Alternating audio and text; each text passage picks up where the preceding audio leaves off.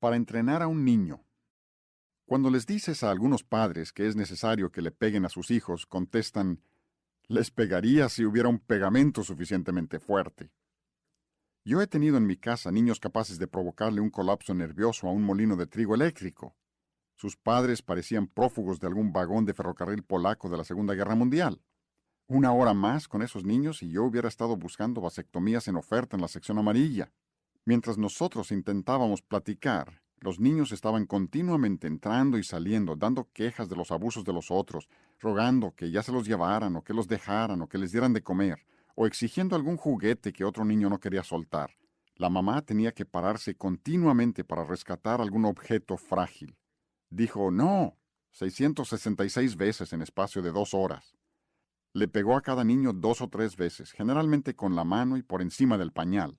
Aparte de causarle al niño una desviación de la columna vertebral, no parecía haber tenido ningún efecto. Cuando hablamos de responder consistentemente ante toda transgresión con un azote, no un golpe de karate a la columna lumbar, lo único que pueden imaginar algunas madres es que van a maltratar aún más a los niños sin que surta ningún efecto. La única disciplina que conocen consiste en poner suficiente distancia entre ellos y los niños como para que les permita terminar la siguiente tarea. No albergan ninguna esperanza de conquistar la voluntad del muchacho, solo desean crear suficiente distracción para cumplir con su propia misión. Otra madre llegó a mi casa con sus pequeños y se sentó a platicar. Les dijo a los hijos, váyanse a jugar y no molesten a mamá a menos que necesiten algo. Durante las siguientes 2 horas ni siquiera estábamos conscientes de la presencia de los niños, excepto cuando la pequeña entró diciendo, «Pipí, mamá». Jugaron muy bien juntos, resolvieron sus propios conflictos y no esperaban que se les atendiera cuando una de las niñas se cayó del caballito mecedor y se hizo un chipote en la cabeza. No estuvieron entrando y saliendo, se les había dicho que no lo hicieran. Esta madre nunca les pegó a sus hijos mientras estuvo en mi casa ni tampoco hubo necesidad de que los reprendiera. Se le veía descansada. Cuando les llamó a los niños para irse a casa, uno de ellos preguntó, «Mamá, ¿puedo quedarme para jugar con Shoshana?» Mamá contestó, «No, hoy no. Tenemos trabajo en la casa». Levantó los brazos y su mamá lo recogió. Echando los brazos alrededor del cuello de su mamá, dijo, «Te amo, mamá». Esta madre joven me dijo, «Mis hijos desean agradarme. Se esfuerzan tanto por hacer todo lo que les ordeno. Nos deleitamos tanto juntos. Ella espera tener más hijos. Son el deleite de su vida». Por la gracia de Dios y mediante los principios bíblicos sencillos que se encuentran en estos mensajes, con determinación y un corazón abierto, esta madre ha criado hijos que le han dado gozo y honra. El entrenamiento no necesariamente requiere que el entrenado sea capaz de razonar. Incluso se puede entrenar a ratones y ratas para que respondan a determinados estímulos. El entrenamiento meticuloso puede lograr que un perro llegue a ser perfectamente obediente. Si un perro lazarillo puede ser entrenado para conducir confiablemente a un ciego entre los obstáculos en la calle de una ciudad, ¿no deben los padres esperar mucho más de un niño inteligente? Se puede entrenar a un perro para que no toque un bocado codiciable que se ha colocado frente a él. ¿No se podrá entrenar a un niño para que no toque? Se puede entrenar a un perro para que venga, se siente, esté quieto, se calle o traiga un objeto según la orden. Quizás no hayas entrenado tan bien a tu perro, sin embargo, todos los días hay quien lo logra con los canes más tontos. Hasta un torpe adolescente puede ser entrenado como entrenador eficaz en una escuela de obediencia para perros. Si esperas hasta que tu perro manifieste una conducta inaceptable antes de reprenderlo o patearlo, tendrás un can intimidado que andará siempre con la cola entre las patas buscando qué maldad puede hacer antes de que le vuelvan a gritar. Cuando falta en el entrenamiento, es tan inútil regañar y azotar a un niño para conseguir una conducta aceptable como lo sería con el perro. Ninguna cantidad de disciplina puede compensar la falta de entrenamiento. El entrenamiento adecuado siempre funciona en todos los niños. Ser negligente con el entrenamiento es crear circunstancias lamentables para ti y para tu hijo.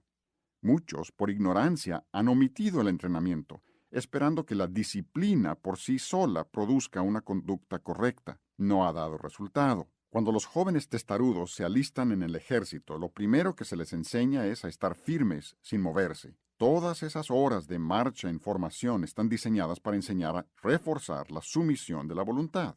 Atención se pronuncia «atención». y es la primera orden de todas las maniobras. Imagina qué alivio si pudieras conseguir la atención concentrada y absoluta de todos tus hijos con una sola orden. El sargento puede dar la orden de estar firmes y luego ignorarlos sin más explicación y permanecerán rígidos en esa posición hasta desmayar.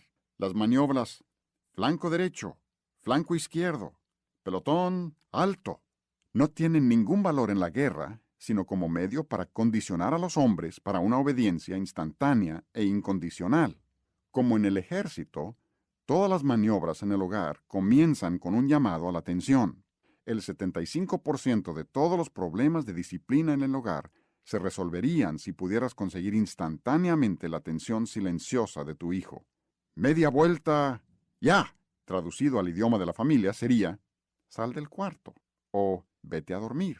Sin más, darían media vuelta y saldrían. Esto es normal en la familia bien entrenada. Nosotros vivimos en una comunidad que usa caballos y carruajes, donde siempre hay alguien adiestrando a un caballo nuevo. Cuando uno se sube a un carruaje para transitar en una carretera angosta y sinuosa por la que circulan camiones pesados, es imprescindible contar con un caballo totalmente sumiso. No te puedes atener a obligarlo a obedecer a latigazos. Bastaría un error para llevar a la muerte a toda una familia. Lo primero que se le enseña al caballo es a estar quieto y dejarse sujetar. No debe temer al freno ni al arnés. Debe permanecer quieto mientras 13 niños pasan frente a las ruedas de acero para subir al carruaje. Cuando se detiene junto a la carretera para esperar que se despeje el tráfico, no debe ejercer su propia voluntad para atravesarse al paso de un veloz camión de 40 toneladas.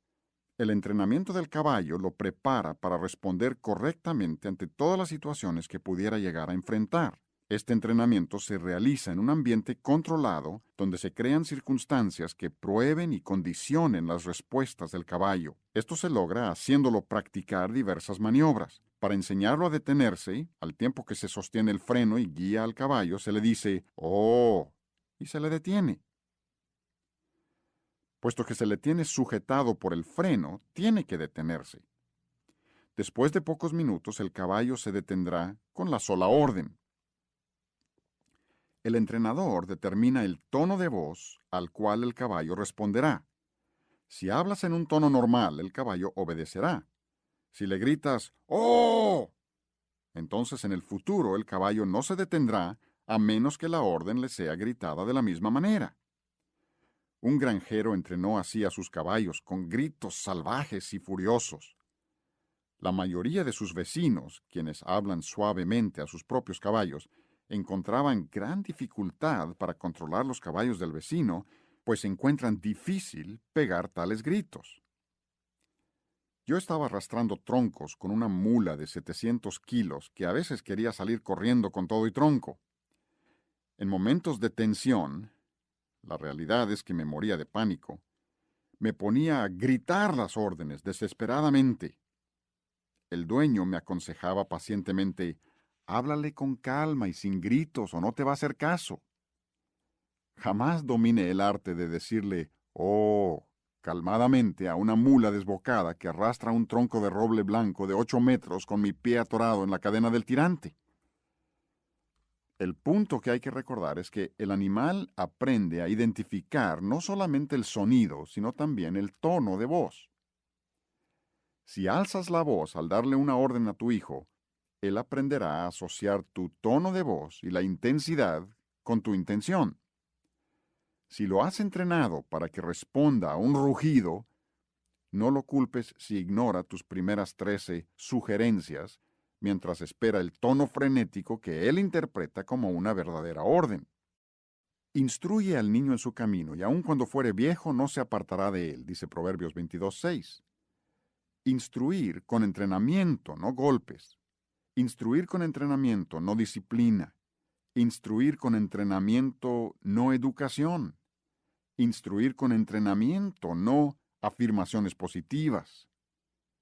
El entrenamiento es el elemento más frecuentemente omitido en la crianza de los hijos.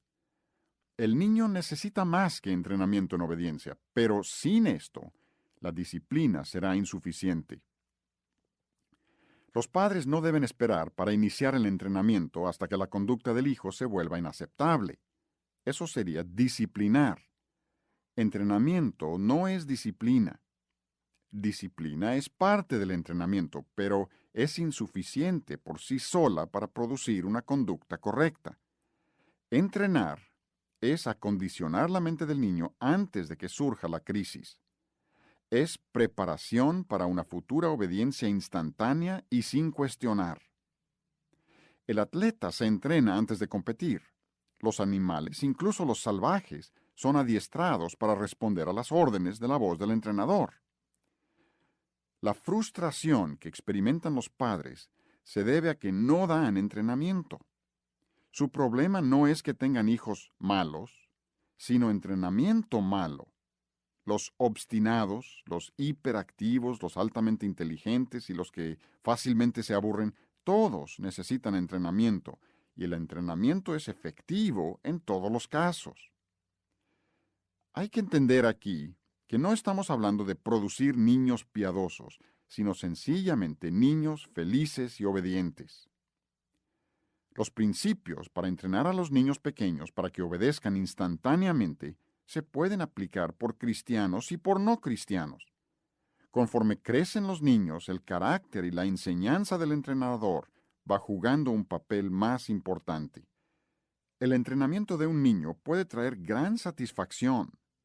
Es fácil, sin embargo, representa un reto. Cuando mis hijos comenzaron a gatear, en el caso de uno de ellos a rodar, de un lugar a otro, inicié con sesiones de entrenamiento. Inténtalo tú mismo. Coloca un objeto atractivo a su alcance, quizá en un rincón prohibido o en una mesa de centro.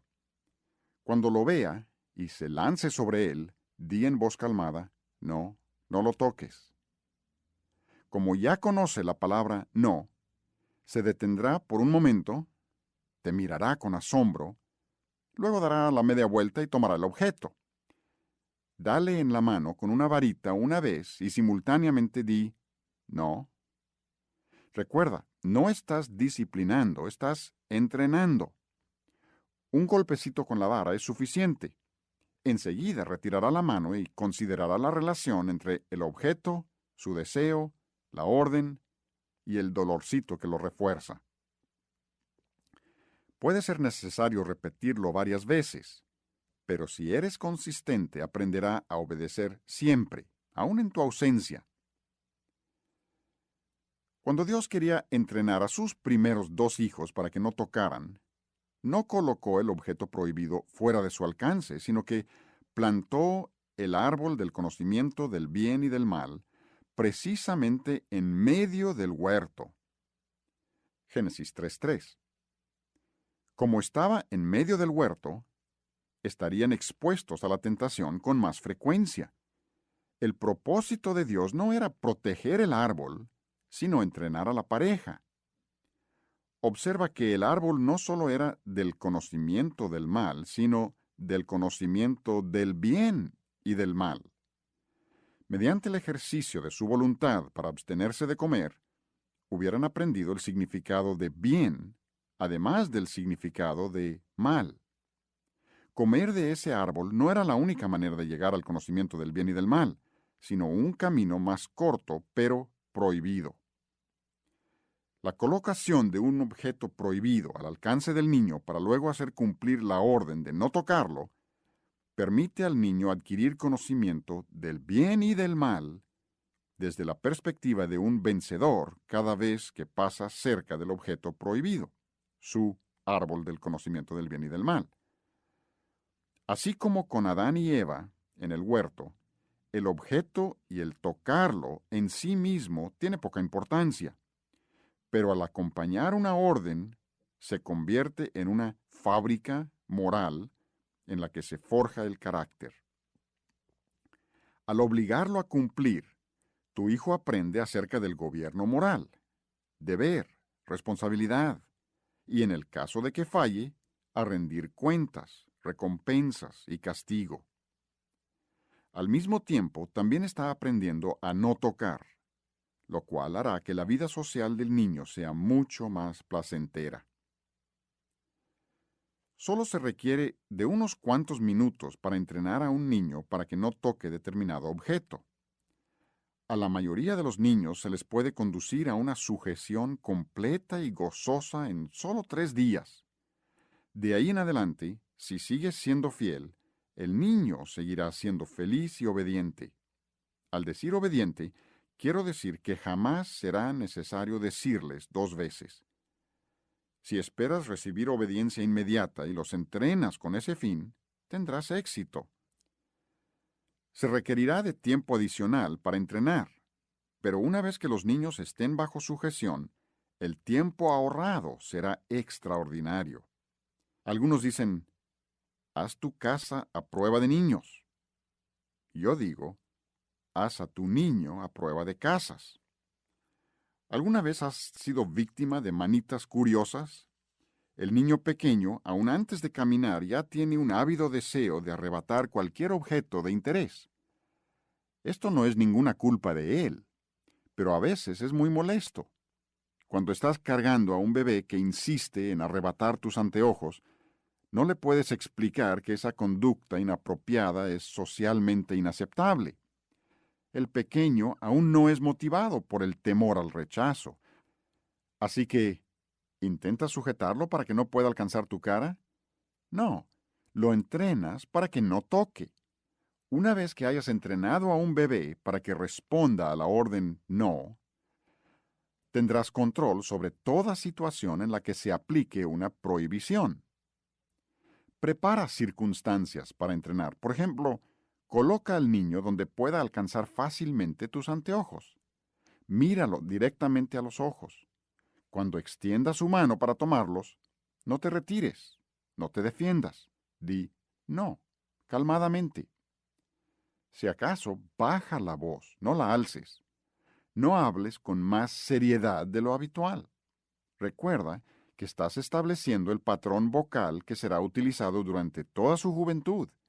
Si extiende su mano para tomar tus anteojos, de nuevo di no y acompaña la orden con un leve dolor. Él retirará la mano, tratando de explicarse la relación entre tocar los anteojos y el dolor que siente. Generalmente yo solo daba un golpecito en su manita con mi dedo índice. Nunca he visto que esto haga llorar al niño. Ni siquiera sabe que fui yo quien lo hizo. Piensan que fueron los lentes o posiblemente el no lo que le ocasionó el dolor. Invariablemente volverá a la carnada para poner a prueba su nueva teoría.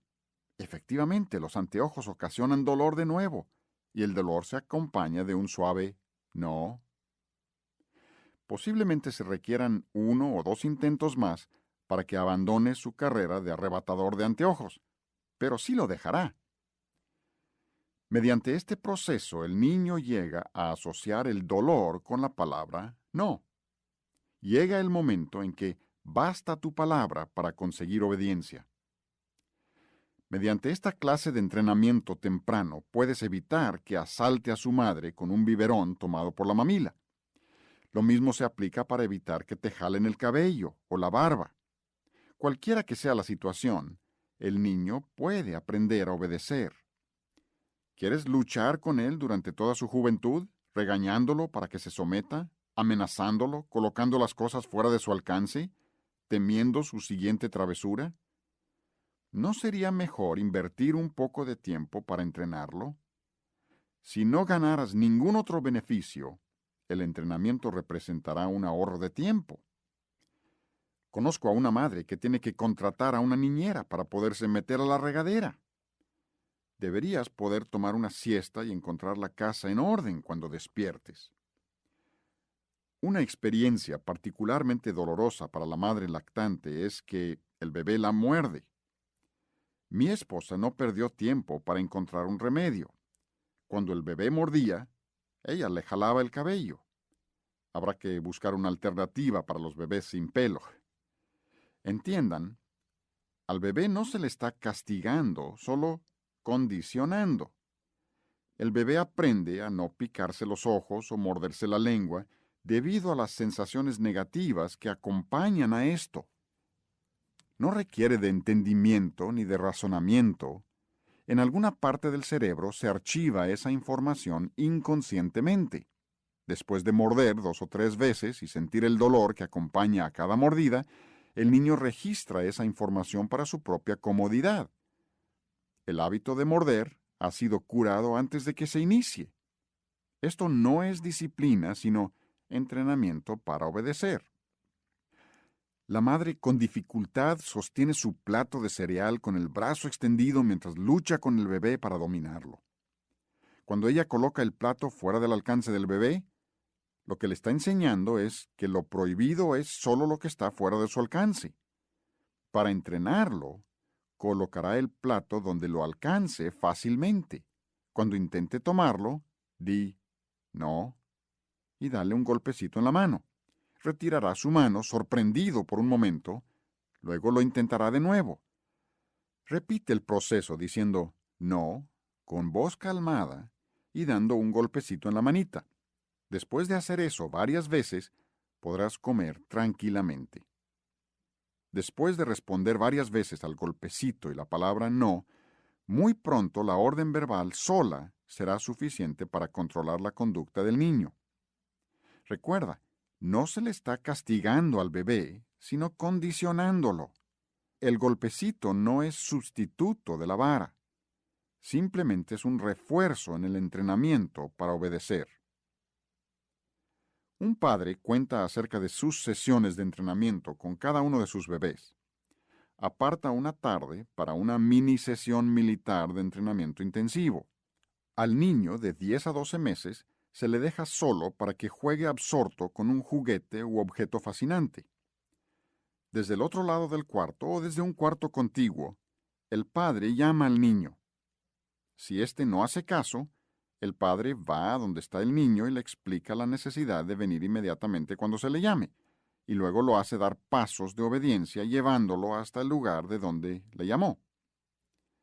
Se le regresa el juguete y se le deja solo el tiempo necesario para que se vuelva a interesar profundamente. El padre llama de nuevo. Si el niño no hace caso, el padre le explica nuevamente y repite el ensayo de la respuesta esperada. El padre, una vez que se asegura de que el niño entiende lo que se espera de él, nuevamente va y llama al niño. Esta vez, si el niño no responde de inmediato, el padre administra 1 o 2 varazos y luego continúa con el ejercicio hasta que el niño responda rápidamente al llamado. De ahí en adelante, mientras el hijo viva en casa, los padres pueden esperar que el niño deje todo y venga cada vez que le llamen. Mientras los padres sean constantes, el niño obedecerá constantemente. Este entrenamiento en obediencia se realiza con apacible paciencia. Los varazos no son castigo, sirven para agregar peso a tus palabras. El recién nacido muy pronto requiere entrenamiento. Los padres que posponen el entrenamiento hasta que el niño tenga edad para comentar asuntos o recibir explicaciones, descubrirán que su hijo es un terror mucho antes de que pueda entender el significado de la palabra. La madre intenta acostar a su bebé en la cuna. Este se pone tieso, toma aire y pega un grito. Ha comenzado en serio la guerra por el control. Alguien va a ser condicionado. O la ternura de la madre cederá ante las exigencias egoístas del niño, entrenando así al niño para que llore, para salirse con la suya, o se le deja llorar, para que aprenda que es inútil llorar. El llanto es el único medio que tiene el bebé para comunicar al mundo exterior una genuina necesidad física, pero el llanto para manipular a otros y someterlos a servidumbre constante nunca debe ser premiado. Si lo haces, reforzarás el creciente egoísmo del niño que finalmente llegará a ser socialmente intolerable. Una de nuestras niñas, que desarrolló movilidad muy tempranamente, tenía una fascinación por subir escaleras.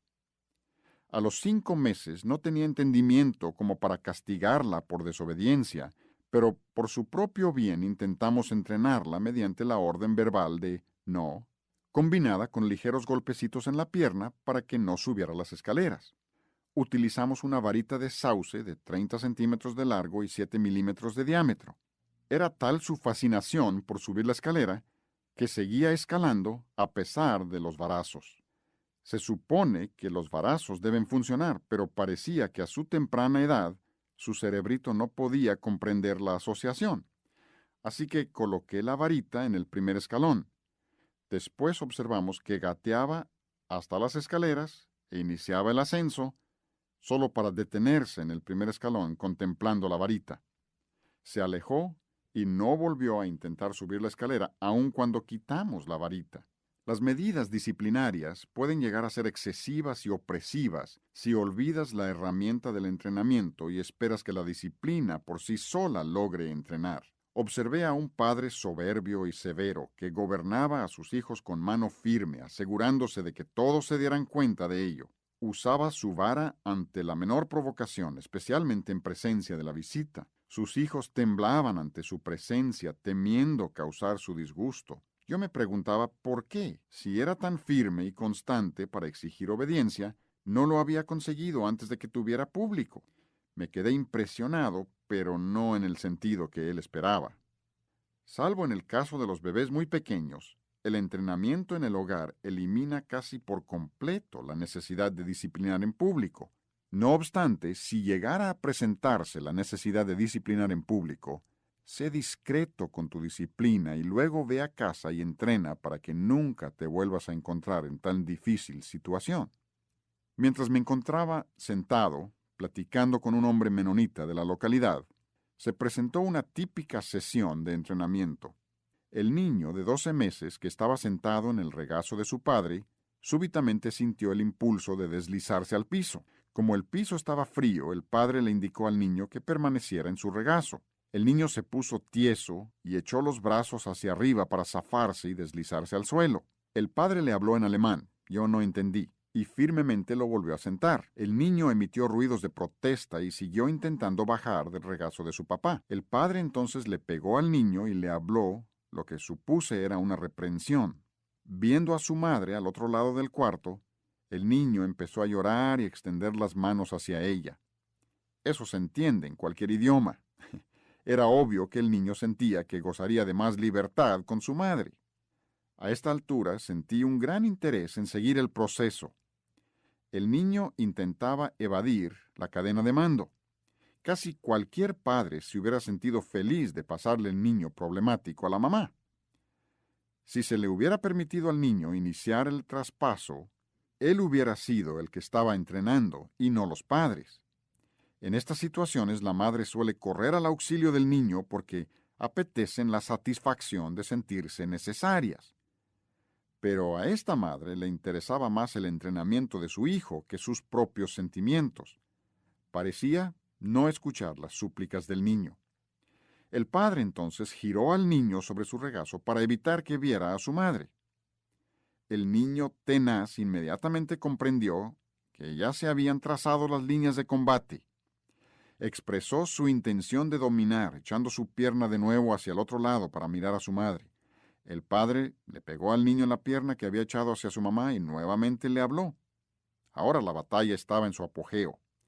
Uno de los dos iba a someter su voluntad al otro.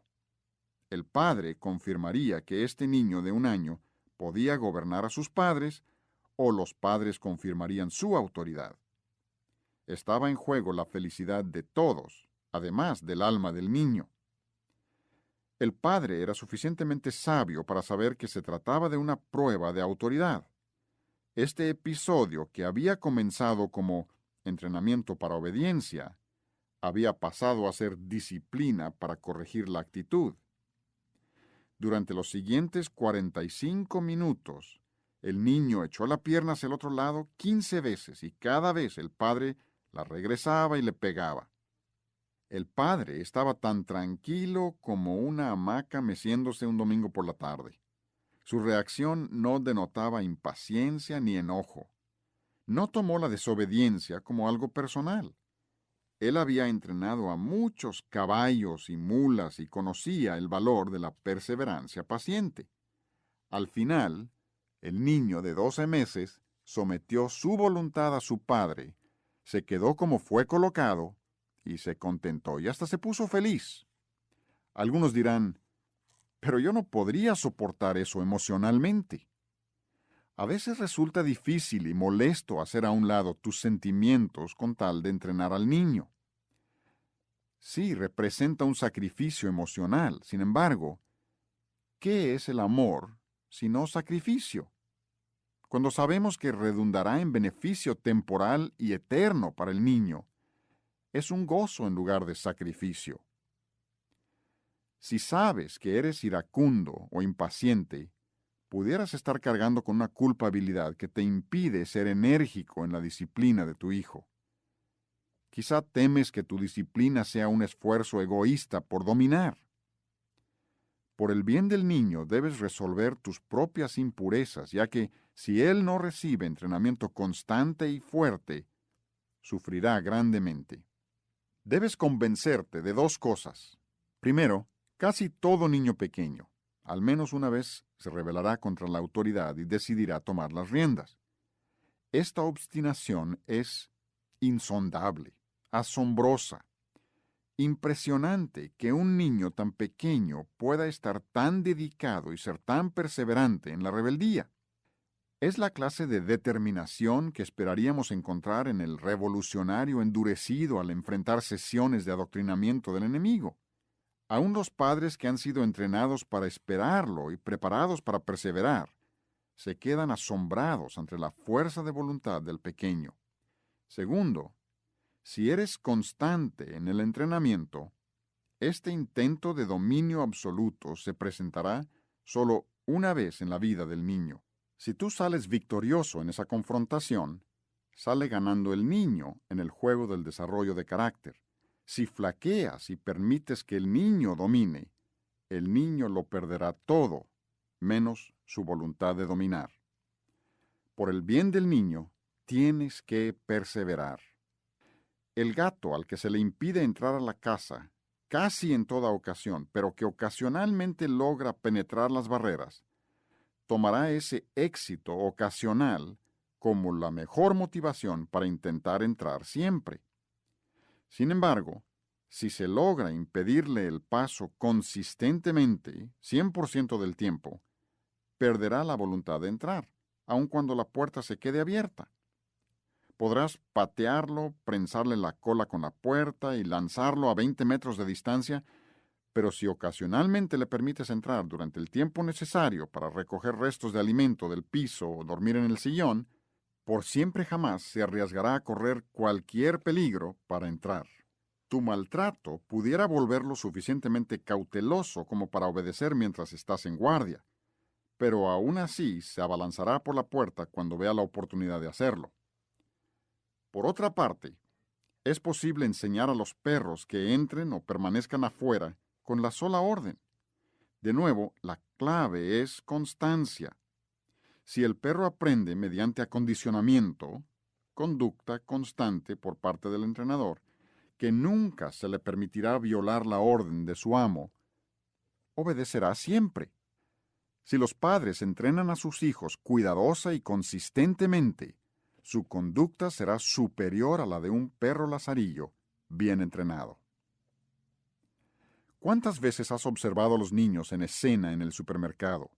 Un pequeñuelo sagaz y tramposo, desde su asiento de mando en el carrito de compras, ejerce sus derechos del niño, a una autocomplacencia sin límites.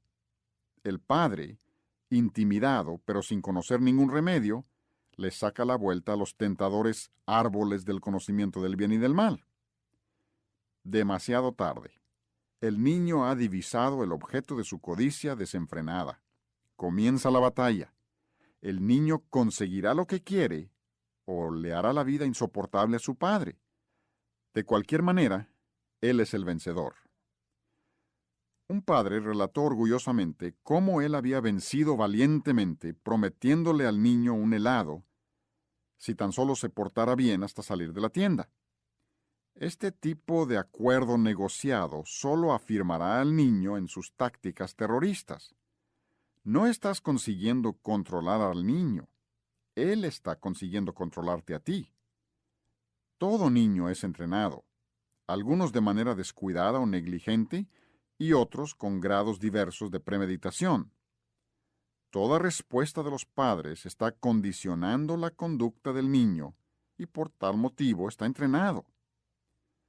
Los padres que compran sujeción mediante promesa de recompensa están convirtiendo a su hijo en un extorsionista al que se le compra protección.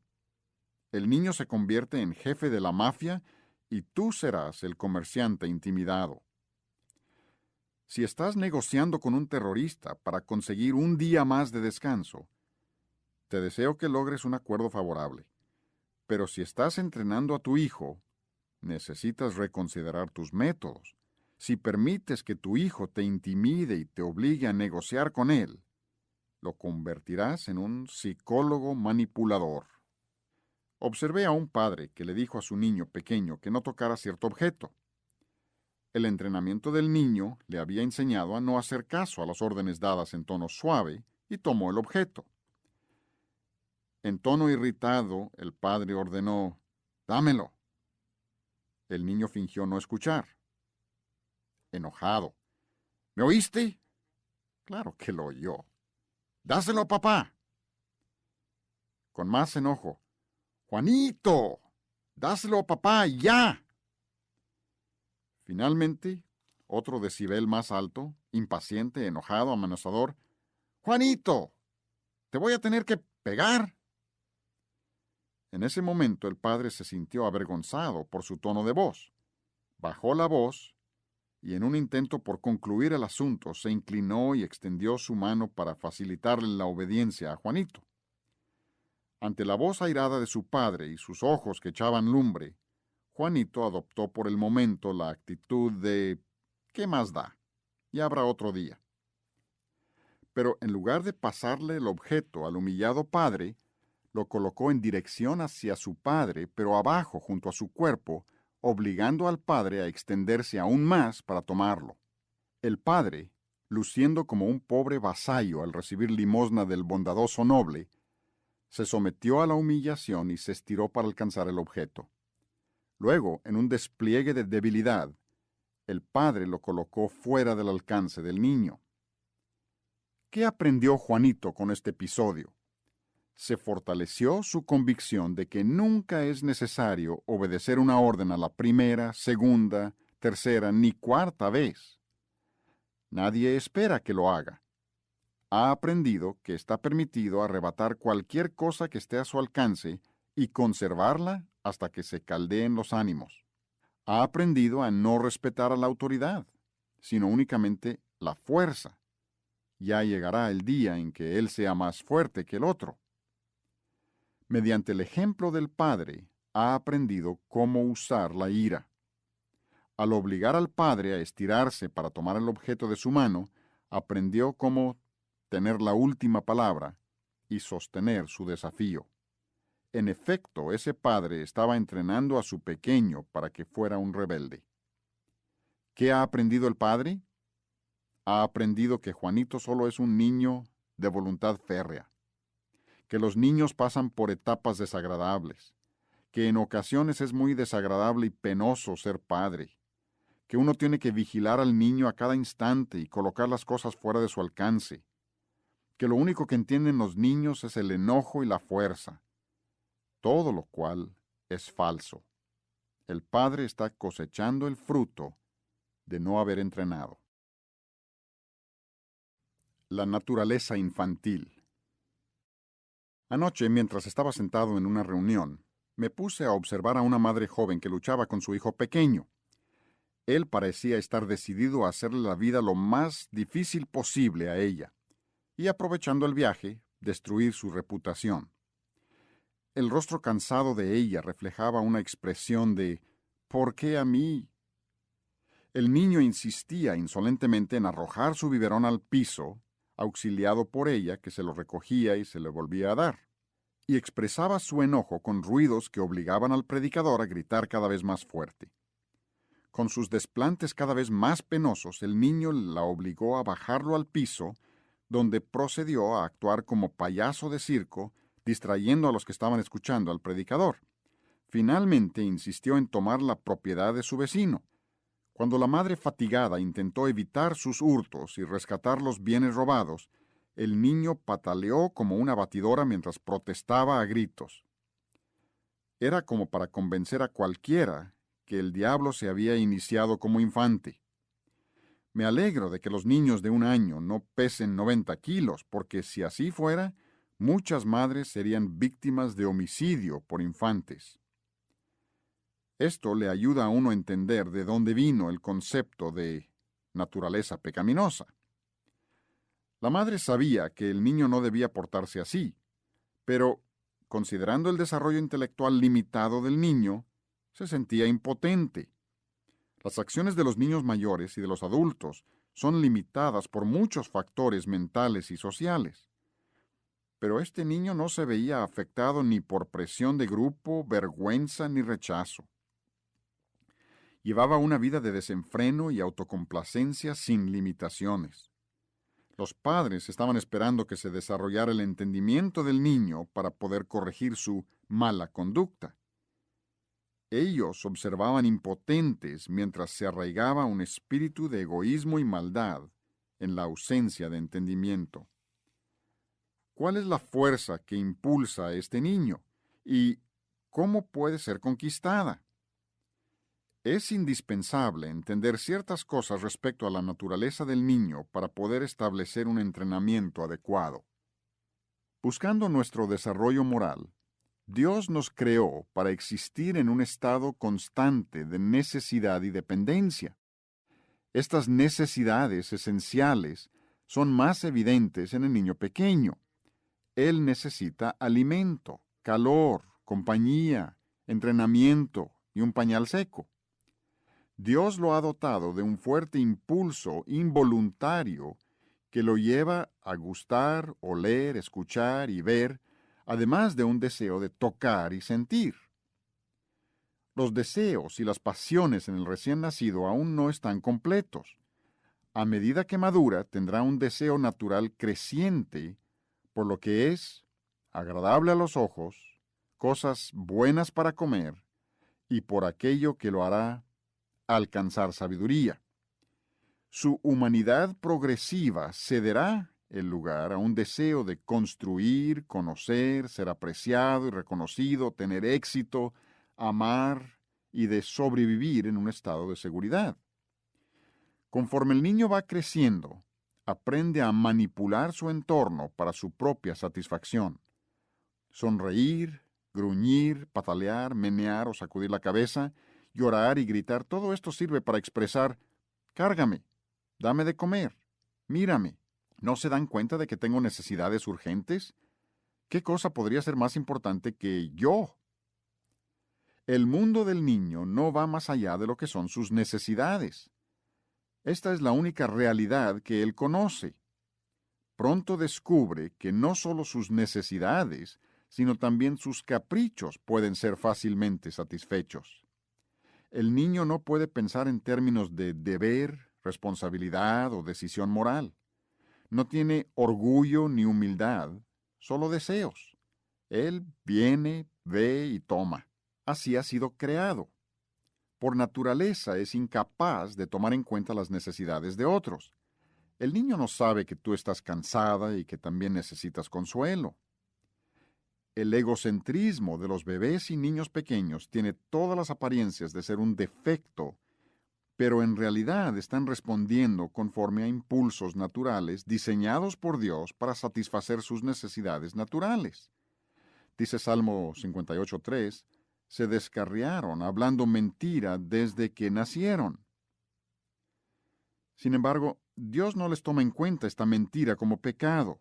Dios los considera como carentes de carácter moral y, por tanto, sin responsabilidad. No poseen la madurez intelectual y moral para decir no a los apetitos naturales. Aún no se les puede tener por responsables. Inician la vida en un egocentrismo inocente. Conforme va creciendo el niño, digamos entre los 8 y 12 meses, los adultos que lo rodean empiezan a hacer menos caso a sus exigencias y se inicia un proceso de desacostumbramiento. Al niño se le hace esperar y se le dice no y se le marcan límites. Tiene que aprender que no siempre puede ser el primero. Si el entrenamiento temprano no ha mitigado sus manifestaciones de egoísmo, la gente lo empieza a tachar de mimado. Los padres frustrados, con sentimientos de culpa, son manipulados por berrinches y lloriqueos del niño. Empieza el conflicto. El niño es jaloneado, crece el resentimiento. Los adultos empiezan a culparlo o incluso a competir con él. El niño siente esta tensión, pero no disminuye sus exigencias. El chico maquina, calcula y recurre a berrinches. He visto niños de 2 años que toman alguna arma y golpean con ira a su madre. El niño no ha desarrollado la madurez que le permita entender responsabilidad, apreciar valores, ni tomar decisiones conscientes basadas en su valor moral o social. Pero vaya que puede imitar la mentalidad del criminal. ¿Qué es lo que sucede? Hasta hace poco los adultos cercanos a este niño le hubieran dado lo que él pidiera, incluyendo su propio sustento, pero ahora empiezan a esperar a que él ponga un poco de su parte. Pero él no quiere dar nada. Ha estado acostumbrado a recibir desde su concepción, y este arreglo le sienta perfectamente bien. Nosotros los adultos, percibiendo las capacidades de los niños, esperamos que den y reciban a un nivel que corresponda a su madurez. Cuando se quedan por abajo de nuestras expectativas, nos irritamos.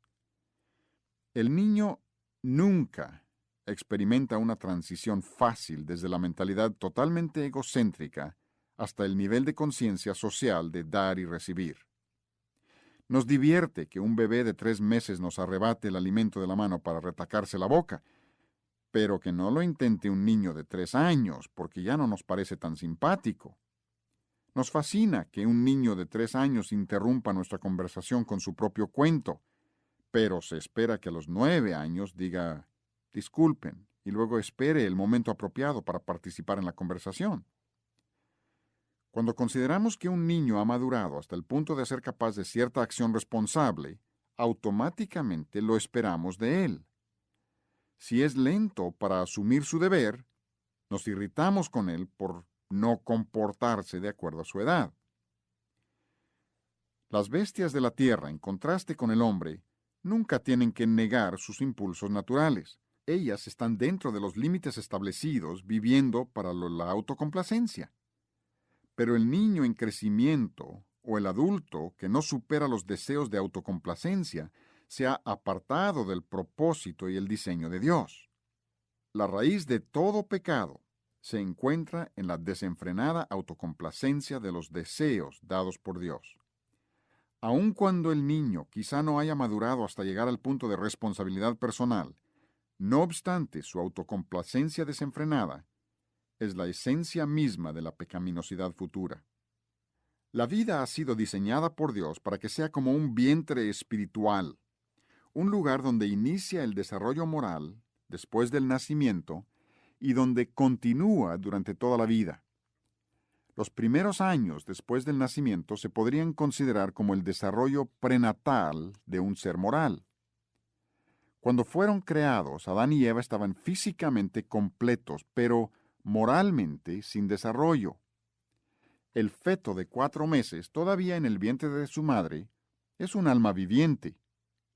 Aun cuando cada uno de sus pequeños miembros corresponden a los de un adulto maduro, todavía es una creación incompleta que requiere más crecimiento antes de que pueda vivir aparte de su madre. De manera semejante, el niño de 3 años moralmente tiene todos los pequeños rasgos de un adulto moralmente responsable: un conocimiento del bien y del mal, un sentido de la justicia, responsabilidad, conciencia, deber, culpabilidad, vergüenza, etc. Sin embargo, ninguna de estas facultades morales se encuentran desarrolladas al grado de ser completamente operativas e independientes. El niño aún no es un alma moralmente viable. Es un ser moralmente incompleto. No puede rendir cuentas de sí mismo. Moralmente, el niño de 3 años aún está en el vientre.